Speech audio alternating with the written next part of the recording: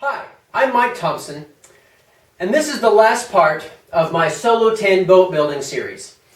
I've got it stored here in my shed up out of the way because, well, I've got my 16-foot team boat sitting right here on the floor in the way, so I had to put this somewhere. I've gone ahead and paint and varnished it. There wasn't much to show there, so I assume you know how to paint and varnish, so I didn't show you how to do that. The one thing, though, that I did before I paint and varnished it was went ahead and used my construction adhesive. I used the heavy-duty liquid nails because this stuff is water resistant. It's rated for interior and exterior use. Now, of course, we're going to be all exterior here, so that's what matters. So what I did was just ran it up into my seams here. Anytime cardboard touches another piece of cardboard, I went ahead and put my liquid nails in there. That's one of the two legal adhesives for my race, so I went ahead and used it everywhere and just threw out the old duct tape because I don't think it looks very good. This ends up being a nice, smooth finish.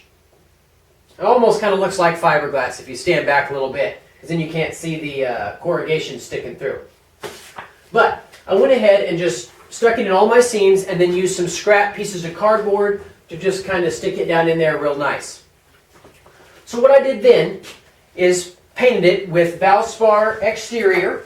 I had some red paint left over from last year's boats. I find that a gallon is going to do about 4 total boats, so that's really good. Saved me a little bit of money there. I went ahead and painted first. This is important because if you varnish first, nothing's going to stick to it. So make sure that you paint first. I learned this one the hard way the first time I built a boat several years ago. I varnished it first and then tried to put latex paint over the top, and man, it was tough to get it to stick. I tried to roll it on and do all sorts of stuff. I finally had to put more varnish over the paint to basically act as a cocoon to hold it all in place. I also made 2 V-shaped splash guards out of folded sheets and attached them with construction adhesive right before I painted the boat. Now the idea, of course, behind these splash deflectors is in case I eat some waves, the water will run up here underneath this seam and slough off to the sides rather than spill over into my cockpit section, which is exactly what I don't want. The last boat that I did last year where I just sat on top, the Swift, it occasionally did catch a wave and then the water just rushed over the top. Of course, there was nowhere for it to go because there was no cockpit section. But this year I'm anticipating that will be the similar problem, so I went ahead and put those 2 little wave deflectors in there. All the paint and varnish strokes run fore and aft like the grain. It probably creates less drag and it looks good. This thing is all ready to go.